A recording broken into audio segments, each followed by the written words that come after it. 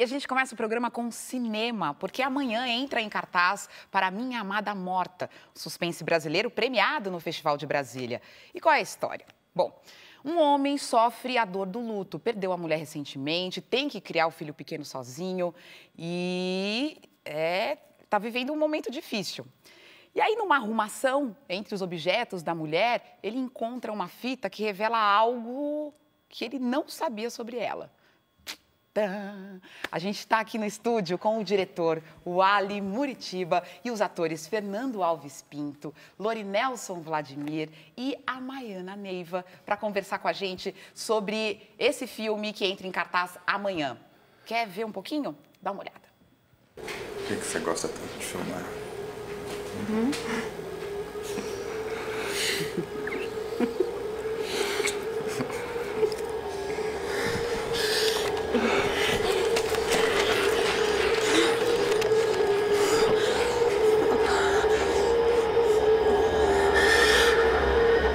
Essa foi a melhor coisa que aconteceu na minha vida.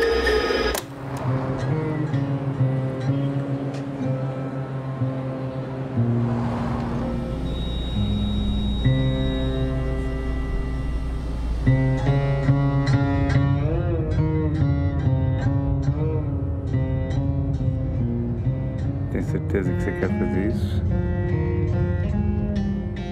Acho que você tá louco.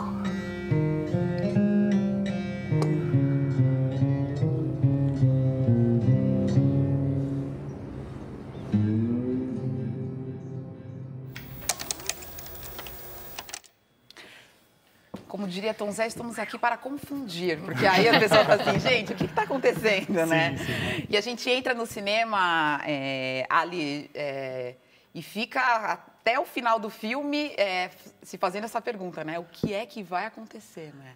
Eu acho que essa é uma das grandes experiências que eu posso experimentar no cinema, é justamente essa, de entrar para ver um filme e ser surpreendido a cada cena, a cada passo. E aí, quando a gente foi fazer o Para Minha Amada Morta, a tentativa foi fazer com que o espectador estivesse ali o tempo inteiro atrás da trama, tentando entender o que está acontecendo com esse personagem, tentando entender o que está acontecendo com o Fernando e tentando desvendar, afinal, qual será o resultado final Dessa história. Essa história desse filme de amor e dor e perda e luto. A gente fala suspense, né? Mas é um filme... ele tem muitos gêneros ali juntos, né? Ele pode ser considerado um thriller, um suspense, mas no fim das contas é um filme que está falando de amor e de dor, que são esses sentimentos que, sei lá, todos nós experimentamos uma hora ou outra na vida. Fernando que faz o Fernando. E aí é um filme falando de amor, dor, de solidão, de traição, que você não fala muito. Que são todas as, né? É um filme que fala sobre isso, mas você mesmo. São algumas, muitas emoções ali contidas. É uma interpretação que me parece bastante desafiadora. É verdade. Foi quando eu li o roteiro, eu falei, uau, esse personagem é um dos personagens mais ricos que eu já fiz. Mas o que é interessante esse negócio de ser um suspense, que é um suspense porque você fica suspenso, você fica assim, sem saber como você vai cair, né? Porque o que acontece com ele, vingança, ódio, amor, isso são pedaços pequenos do tamanho do vácuo que, de repente, o personagem é jogado. De repente, ele perdeu a mulher, de repente, só que a segunda perda da mulher, ele perde, a mulher morre 2 vezes e perde ele. Ele some, ele desaparece, porque ele não é mais o que ele achava que era, ele não é mais nada. Ele não sabe o que ele é. Pois então, aquele vácuo que ele se entra, ele fica em nos primeiros momentos, ele parece um fantasma, na verdade, né?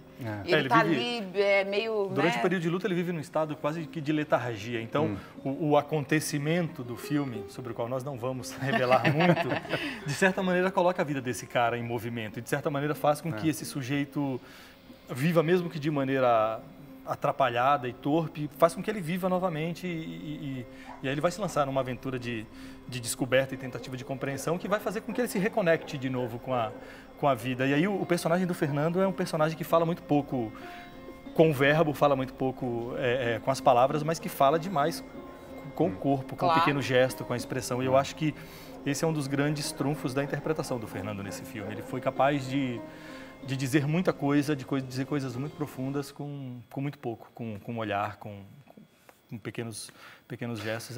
Parabéns, Fernando. Fico muito orgulhoso desse menino nesse filme. Que legal. Pois é, e aí, a gente está falando desse tipo de interpretação. Eu não sei como eu chamo isso, gente. Não é uma interpretação mais contida, mais realista? Mais realista? Eu também não sei nominar, Eu também não sei nominar, né? Então, me ajudem nisso, porque o seu papel também é isso. A gente vai descobrindo vocês e não tem uma cena que vai explicar quem é o seu personagem, não tem alguém que vai dizer o que é. A gente tem que estar no cinema e tem que estar na história para entender tudo. E para os atores?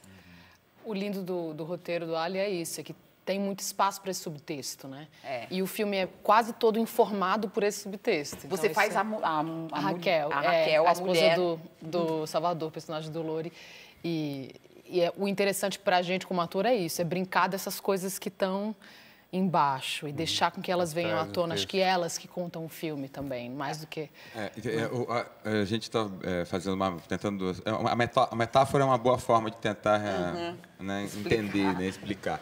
Mas o roteiro, ele propõe uma espécie de arqueologia, né? O Fernando é como se fosse um arqueólogo. E o arqueólogo é muito delicado no seu trabalho.